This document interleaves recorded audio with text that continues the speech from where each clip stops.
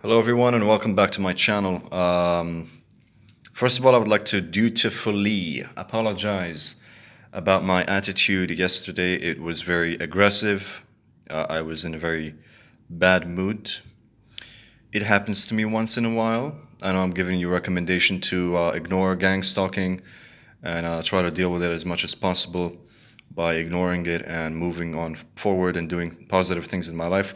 And please do believe me, I am doing positive things in my life to keep myself occupied. But sometimes, as you might understand, if you're being gang stalked, that sometimes it just gets to you, whether you like it or not. This is part and parcel of regular life, this is just part and parcel of life in general. We cannot avoid being pissed off at things that are happening around us, but hey, whatever. I got this channel to run a little bit. Sorry if it was a little bit, yeah, at least I gave you a warning, so there you go. Anyway, this video is gonna be very positive. Don't worry about it. It's, for me, one of the things I do to keep myself positive in a good mood and focused away from all this gang stalking, and it helps me to get a lot of the anger out of my system, is I hit the gym. I go to the gym, I work out. I'm slowly starting to build a nice body, not too much, but just slowly, muscle by muscle. And so I want to give some advice that it's not really advice, it's just what I do as far as my working out regimen is. I guess I'm gonna be talking more about, the dietary aspect of my workout program. So what do I eat, basically? Now, generally speaking, whatever I'm doing, whether I am cutting or bulking, I will generally try to achieve a very healthy diet. So what do I mean by that? Generally speaking, I do not eat any sugar. I don't consume any sugar. And I stay away even from artificial sweeteners. Sometimes I do have them because, you just kind of crave something sweet. But I try to avoid them as much as possible. And I have a low-carb diet. Now, I don't have a ketogenic diet, but a low-carb diet. So I try to avoid carbs as much as possible. This is generally speaking. This is like when I'm not trying to bulk up or cut or do anything special, right? Otherwise, so yeah, it's my mainstay diet is low carb.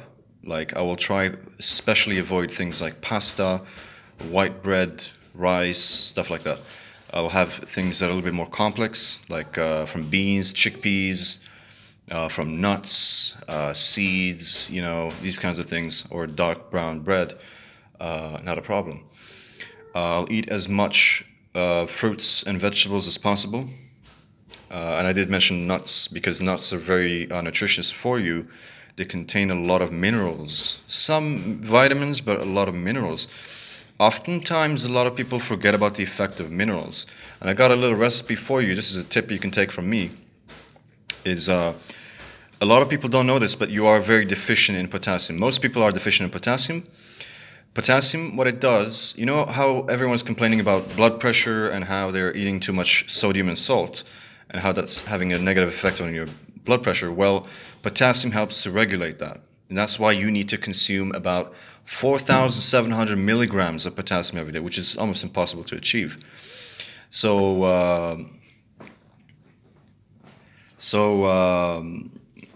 yeah, what does potassium do? Why is it so good for you? Well, it helps to relax your muscle. It helps relax your nervous system as well. But it's good for your heart also, and it's involved in the energy production of every cell, the ATP production of every cell. So how do I get it from my diet? I try to... one trick I use is I eat a lot of cocoa powder. So I will, of course, I'm not recommending that you go and get the milk cocoa powder. I'm talking about the pure black cocoa powder. So get that one. Usually you'll find something like Cadbury's. That's a good one. So you get that, and you mix that in. You put like 3 large tablespoons. So you put a big quantity of it. It's gonna be very bitter, and mix that in with water and just a little bit of milk. No sugar. You can put some sweetener if you want to, but I wouldn't recommend doing that either way. That's one great way of getting potassium, because cocoa powder is actually one of the richest sources of a lot of minerals, but especially potassium. It does prevent consumption of the absorption of iron from other sources. And funny thing is, cocoa powder does contain a lot of iron on its own, but it will block the absorption. So you don't want to consume it with meals. You want to consume it on its own. Most likelihood, either in the morning before you have breakfast, if you even have breakfast. I don't have breakfast, but if you do, or probably the best time would be at night, sometimes before you sleep, because it will actually help relax you, and it's a great. It will lower your blood pressure. It's a great vasodilator, so that means it dilates your arteries and what do you call it? Your arteries and veins, which is good for your blood pressure and all that. And it contains a lot of polyphenols, which are good for your cognitive function, but also to prevent things like cancer and anything that results in oxidative stress, which creates a lot of problems in your body. One of which is cancer, of course. So that's one source. Now, of course, you can get it also from leafy greens, especially like spinach and kale, but you can also get it from lettuce and avocado. These are all great sources. So generally speaking, back to my initial topic, is I focus on a lot of fresh fruits and vegetables, and I avoid carbs as much as possible. And if I do have carbs, I'll have more complex carbs. Ideally avoid the white, simple carbs. And to top that all off, I'll have some healthier sources of fats. What do I mean by that is, now, I'm not against saturated fat. I've never been against saturated fat. I don't think saturated fat is especially bad for you. Research is not conclusive on anyone saying, that saturated fat is bad for you. Actually, what's bad for you is sugar. Sugar is the public enemy number one, and you want to avoid it as much as you can. And I do not consume sugar, no matter what. Yeah, the saturated fat you can consume. You can be a little bit liberal with it if you want, once in a while, but also try to reduce a little bit. You don't want to go a little bit too much, but it's not something that you should avoid from your diet. Like, yeah, you can put a little bit of butter here and there. You can have your eggs with, with a little bit of with the egg yolk, 3 eggs with egg yolk, no problem. You can have some bacon in the morning if you want to. It's not a problem what you have. I mean, you can have a little bit of saturated fat here and there. Don't skimp on your milk. You can get the whole fat milk. You can have some cheese, full fat cheese. It's okay. I mean, just don't go overboard, basically. And the only way you would really usually do that is if you're eating lots of burgers and things that are grilled and so on and so forth. Anyway, that's for saturated fat. But generally, I try to get more healthier fats.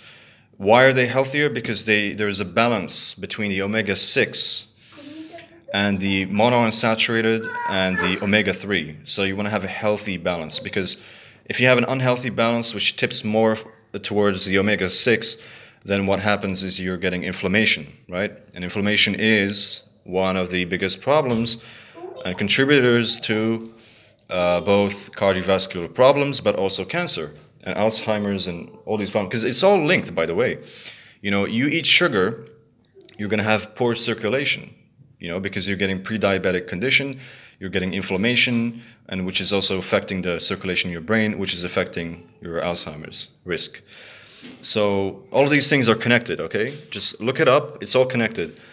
So what you want to do is you want to consume healthier fats, especially zero in on the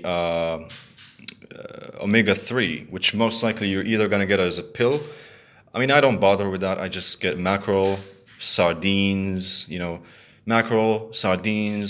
herring, and salmon. And those are the best sources uh, of omega-3. Omega-3 has so many benefits for you. It will tip that scale towards, having anti-inflammatory effects. It will have a blood thinning effect on your blood, which improves circulation and improves memory and general functioning of your brain and cardiovascular system. And it has even, there is some suggestion that it can be used to help beat depression. I don't know if that's necessarily true, but you want to consume stuff like that as much as you can. Avoid oils like corn oil, canola to some extent, still not too much. Things like soy oil, peanut butter oil. You want to avoid those. But you can get things more like sesame, something like tahini. Tahini is great for you, by the way. It's a very, very healthy fat. Olive oil, avocado oil. These are great sources of fats. So this is essentially what I eat. So it's all these healthy fats, fresh fruits and vegetables, no sugar, low carb. And when it comes to protein, as I mentioned, well, actually I didn't mention that, but yeah, I try to focus more on the fish. And you don't necessarily have to eat anything lean, by the way. The fat is not your enemy. It's just you need to get the ratio right, as I mentioned. So that's something to be focused on a little bit more.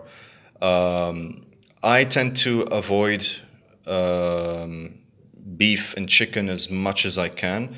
Now, not completely that I don't eat them at all, but my scale tips a little bit more towards fish, as much fish and seafood as I can get. And the reason for that is, I'll be talking about this, is the purpose of eating right is to be healthier, right? And being healthier encompasses many aspects. One of them is effects on the cardiovascular system, blood circulation, but also the brain. I mean, I care about two things mainly, right? My brain and my heart. These are the two most important organs. If those two are functioning very well, then I don't really have a problem, right?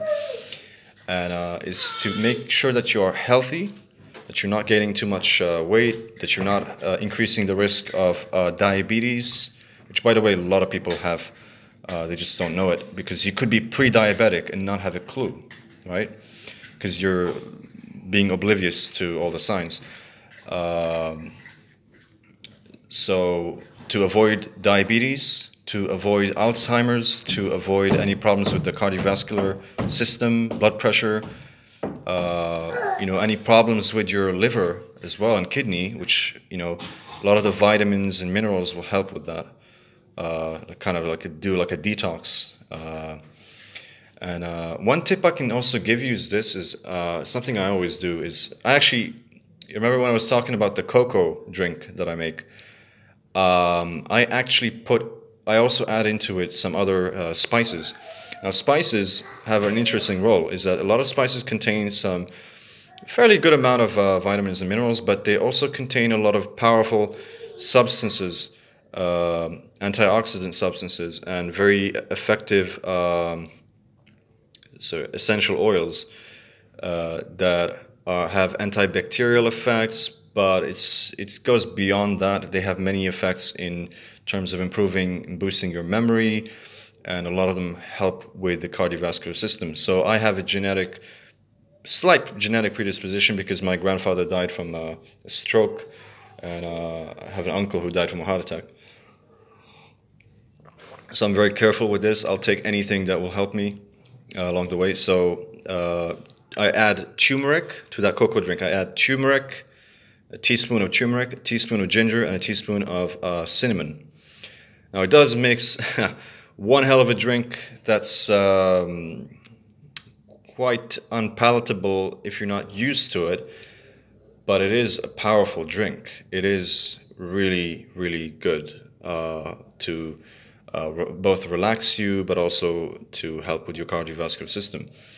Now, one of the reasons, back to when I was talking about the sources of protein, and I mentioned chicken and beef. The reason why I don't consume those as much is because of the hormonal aspects. And part of the reason why you want to eat for health is,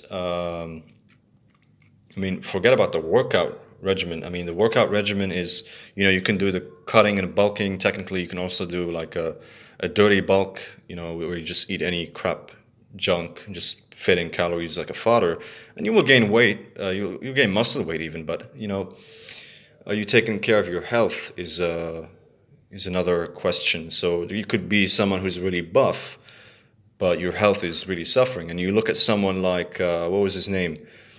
Rich Piana, that bodybuilder who died from I can't remember what it was that he died from, but there's some funny story about that. But they found atherosclerosis on him. So he had atherosclerosis. There was problems, there was blockages in his veins and arteries because most likely he wasn't eating a healthy diet. And we're talking about a guy who's very, very fit, right? From what it appears. So yeah, back to the protein. I avoid chicken and beef because I want to increase my testosterone. And I believe that testosterone is very important for you and for your health for many reasons. It's very important for, first of all, making your mind sharp, which you will need, by the way, if you're being gang stalked. Make your mind sharp, more resilient, beat depression. Higher testosterone has been linked with a better musculature, muscle tone, better bone structure, bone density, but also general health. So it is very good for your mood. It is very good for your body, for your health. And of course, when it comes to working out and sustaining those muscles, it will help you greatly. So it's a general added benefit. So why avoid the chicken and the beef? Apparently, there's a lot of hormones that they inject into the cattle that will affect your testosterone. It will lower your testosterone and it will increase your estrogen because they contain some phytoestrogenic substances, which you want to avoid, right? And that's why you want to eat more of the seafood. Now, of course, bearing in mind that you can get mercury poisoning, but of course mercury poisoning is very difficult to get unless you eat like huge quantities of canned tuna and really large types of fish. And we're talking more like large, like a little bit larger than a salmon, like a shark or barracuda, those types of fish. So, to increase your testosterone, you also want to avoid things like aspartame and any types of artificial sweetener, with the exception of stevia. I think stevia does not have that same effect. I'm not so sure about xylitol and mannitol and isomalt, but yeah, definitely the acesulfam K and the aspartame and sucralose. These are not very good for you. They will lower your testosterone.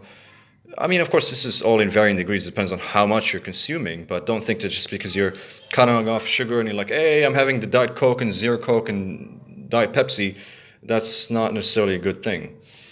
Apparently, I'm a big fan. Apparently, even the beer. I'm sorry, guys, but beer is not very good for testosterone because the hops actually have phytoestrogenic properties which can lower your testosterone. So that's not ideal. So you want to take it down a notch. But I think alcohol decreases your testosterone. I'm not 100% sure if alcohol itself does decrease your testosterone. I have to look into it a little bit further. But hey, I'll take anything that I can get. Anything that will help me along my journey to build a better body, have a more, positive mind. Yeah, why not? And of course, sugar. Sugar is bad for you for many reasons, but another reason is it will lower your testosterone. It's not just that, of course, it's horrible for many reasons. It can give you cancer, technically. It can give you cardiovascular disease, Alzheimer's. It's been linked to pancreatitis. everything. You know, you want to avoid sugar like the plague, basically. And of course, in top of all of this, like I do want to mention that I do use bulking, cutting and bulking. You can use those cycles to help you out when you're working out. I might shed some light on that in some next videos. But I just wanted to say, like my diet is a little bit different. Like I tend to not eat the same way that they recommend. I've seen on many websites and forums that, like, you know, you have to eat like these specific portions, and they eat like, I don't know, 5 times a day. And I always look at that and I think, great. I mean, what you're eating is technically very good for bulking, and it's even a clean bulk, you know, because it'd be like salmon and like lean meats and this and that. Great, okay, and there's some nuts in there, but I just think about the aspect of I'm also trying to fulfill what my goal is not just to eat the right things, but it's also to fulfill my requirements of minerals and vitamins and minerals every day. And if you look into that, then you either need to supplement or you need to eat the right foods, and that means eating a lot of fruits and vegetables, and nuts and seeds, and supplementing with cocoa or with something else, like, you know, like I do with the spices. You know, you need to know also the quality of what you're eating. It's not just it's not only about the macronutrients, it's also about the micronutrients. Anyway, I hope this video helped you a little bit, and if you have any comments, suggestions, please do leave a comment. Take care.